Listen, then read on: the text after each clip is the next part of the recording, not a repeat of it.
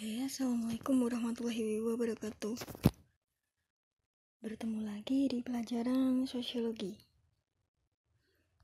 Kita masih membahas KD 3.1 tentang sosiologi sebagai ilmu.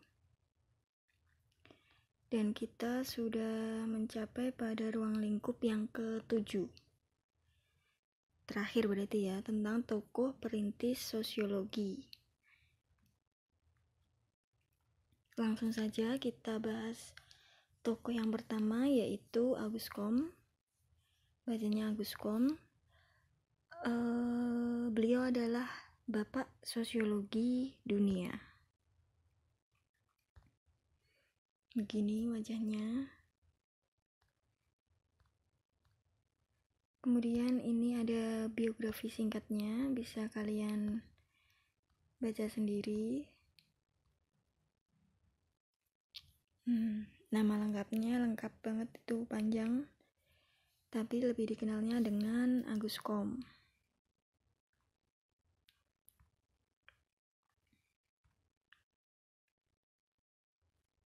Langsung saja kita bahas tentang salah satu teori yang diungkapkan oleh bapak sosiologi dunia kita ini, Bapak Auguste Comte.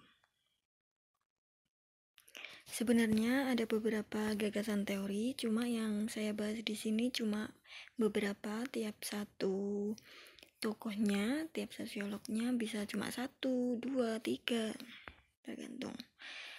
Auguste Comte yang saya bahas teorinya yang cuma 1, tentang tahapan perkembangan pikiran manusia, atau hukum universal kemajuan kebudayaan masyarakat, atau perkembangan manusia dilihat dari cara berpikirnya. Itu ada 3 tahap, ini berurutan: tahap teologis, kemudian tahap metafisis, dan tahap positif. Tahap teologis itu masyarakat masih percaya dengan kekuatan magis atau dengan kekuatan-kekuatan gaib gitu loh. Seperti masyarakatnya masih memuja roh nenek moyang, masih menggunakan jimat, percaya tentang animisme dan dinamisme. Animisme itu percaya terhadap roh nenek moyang, kalau dinamisme itu benda yang dianggap memiliki kekuatan gitu. Sedangkan tahap yang kedua, masyarakat sudah mulai berkembang, zaman metafisis, di mana masyarakat sudah mulai meninggalkan hal magis, tapi belum sepenuhnya. Misalnya nih, kalian sakit, misal ada orang sakit. Nah, di desa kalian ada orang yang sakit, kemudian mereka membawa atau mengobati orang sakit tersebut ke dukun, ke orang pinter. Tapi di sisi lain kalian juga membawa ke dokter, jadi dua-duanya jalan. Kalau zaman teologis ya tadi cuma disuwoke. Kemudian kalau zaman positif berarti cara berpikirnya sudah berdasarkan ilmu ilmiah, sudah menggunakan akal berpikir yang sehat. Misal mau ono wong loro ya berarti yang dijadikan sumber pengobatan utama ya dari dokter gitu. Contohnya gitu. Zaman teologis mau contohin misal sakit moro ning dukun tok. Kalau zaman metafisis berarti morone ning dua-duane, ning dukun iyo, ning dokter iyo. Kalau zaman positif, kalau orang sakit perginya ke dokter gitu. Itu sekedar contoh, banyak sekali kasus yang bisa diterapkan dalam teori ini. Selanjutnya kita akan membahas tokoh kedua, yaitu Karl Marx. Ini beliau, Karl Marx. Biografinya bisa dibaca sendiri. Lahir di daerah Jerman.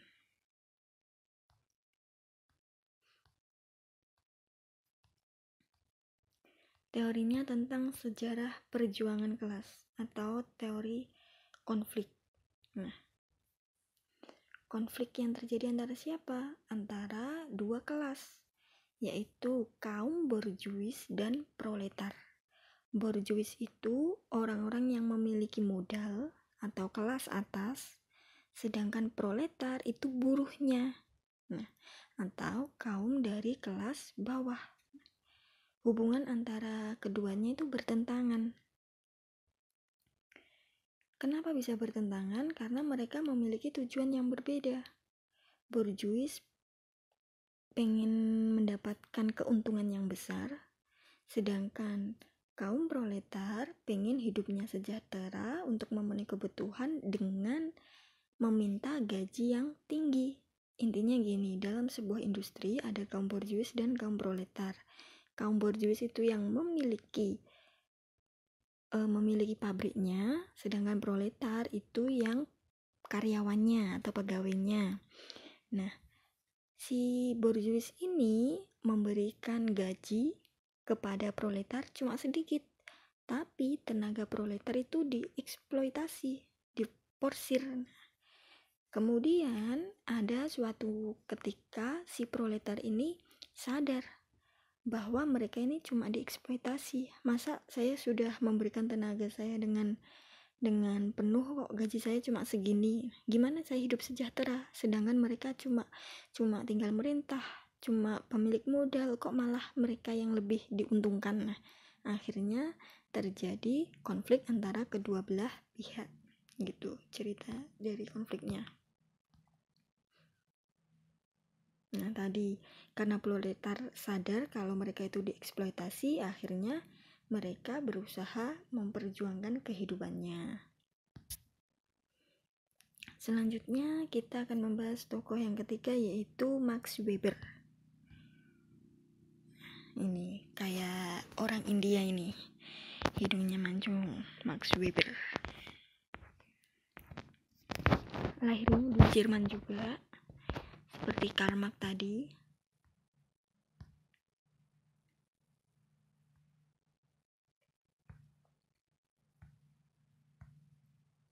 Nah, ini ada teorinya. Yang pertama tentang etika Protestan sebagai spirit kapitalisme, di mana di dalam pemikiran tersebut diajarkan apa sih cara yang bisa membuat kita masuk surga. Nah, caranya apa? Caranya ketika kita hidup di dunia, kita itu harus bekerja keras, harus rajin, tapi kita harus hidup sederhana.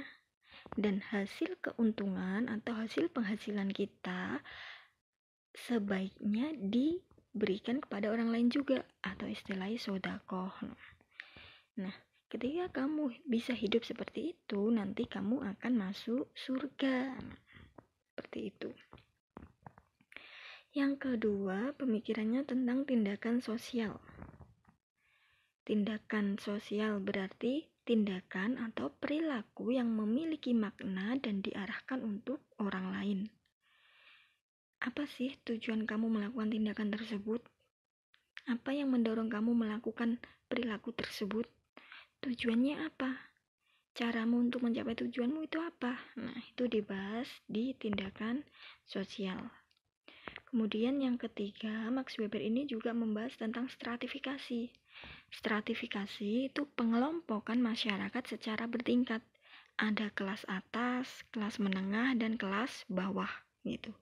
Nah, siapa orang-orang yang menduduki kelas atas? Siapa orang-orang yang menduduki kelas menengah dan bawah? Nah, itu tergantung kekuasaan yang dimilikinya. Itu menurut Max Weber gitu. Semakin besar kekuasaan yang dimiliki oleh seseorang, berarti dia masuk kategori kelas atas. Tapi ketika mereka tidak memiliki kekuasaan atau sedikit sekali kekuasaan yang dimiliki, berarti dia masuk kategori kelas bawah.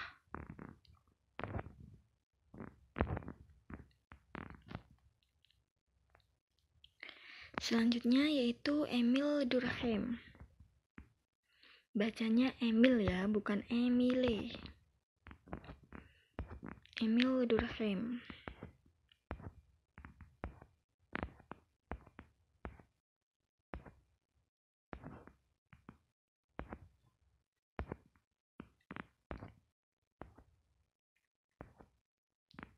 Teorinya ini ada beberapa di Emil Durkheim.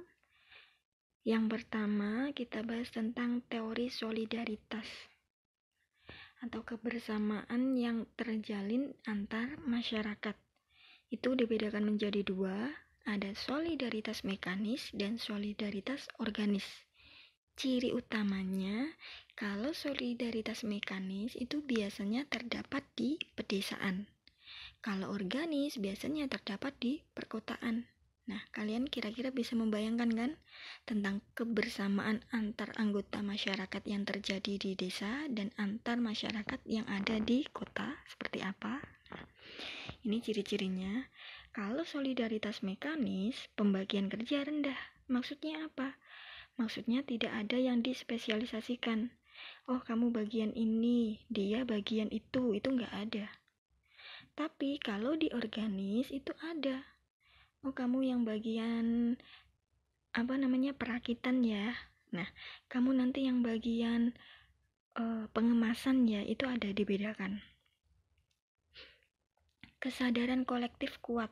Nah, kesadaran kebersamaannya kuat, saling gotong royong.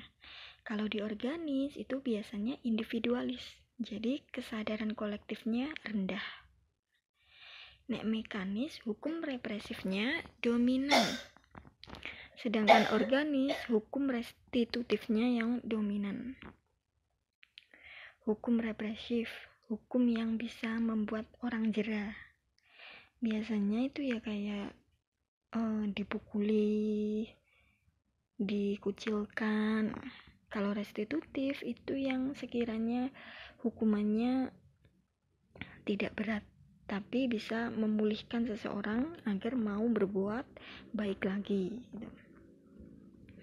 Kemudian kalau di mekanis, keterlibatan komunitas dalam menghukum orang yang menyimpang.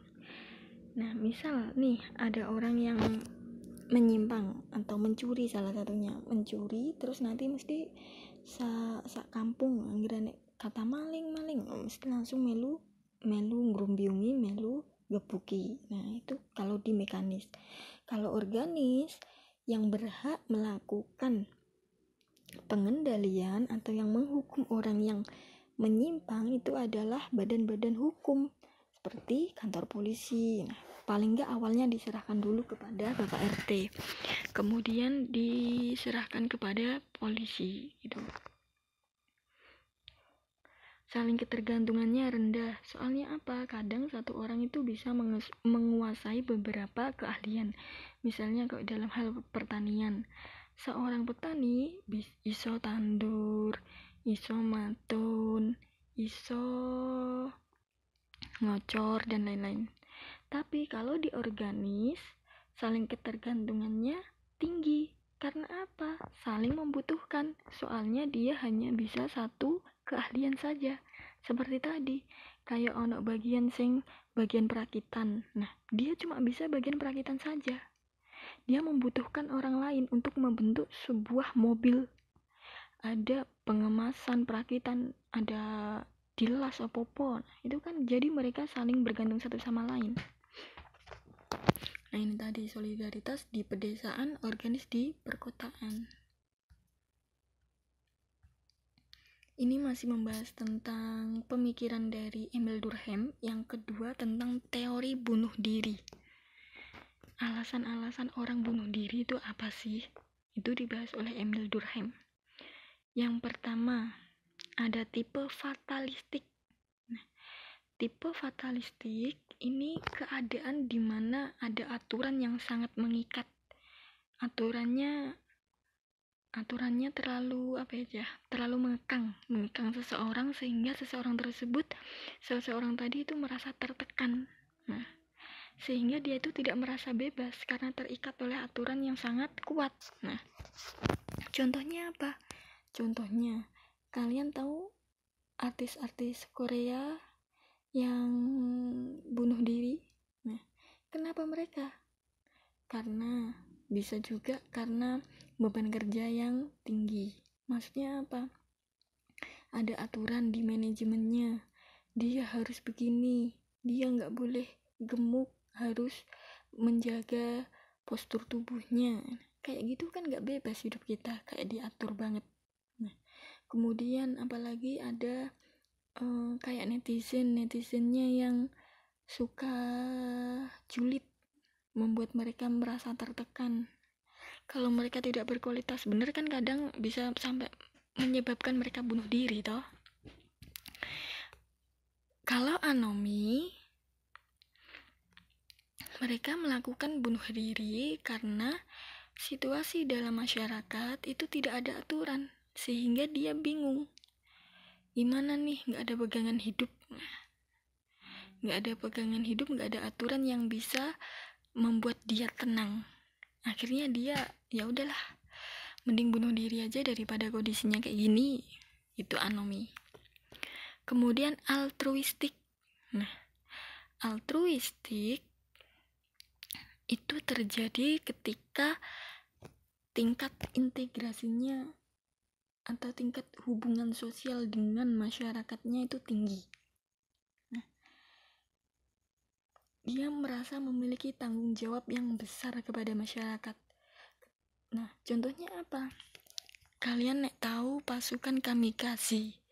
Itu pasukan Jepang yang menyerang Amerika menggunakan bom bunuh diri. Jadi mereka menggunakan pesawat itu kayak mereka itu jadi pelurunya. Jadi mereka itu melakukan bunuh diri. Nah, mereka percaya ketika mereka melakukan hal tersebut mereka akan masuk surga. Kenapa bisa gitu? Karena itu sebuah pengorbanan yang diberikan kepada negara sebagai tanggung jawab yang besar gitu. Itu contoh dari altruistik. Kemudian kebalikan dari altruistik itu egoisme, dimana mereka bunuh diri karena dia itu integrasinya kurang atau bentuk persatuan dengan masyarakat sekitarnya kurang. Nah, dan dia juga memiliki sifat yang egois daripada apa ya, dia hanya memikirkan dirinya sendiri tanpa memikirkan orang lain. Kemudian dia melakukan bunuh diri. Misalnya kayak orang yang tak kunjung sembuh dari sakitnya tuh, daripada dia menyusahkan orang lain, kemudian akhirnya dia melakukan bunuh diri. Itu kan contoh dari perilaku egois. Dia hanya memikirkan diri sendiri. Mungkin bagi dia dengan bunuh diri bisa membuat orang-orang di sekitarnya tidak terbebani. Tapi kan belum tentu orang-orang sekitarnya merasa begitu. Itu contoh dari sikap egois.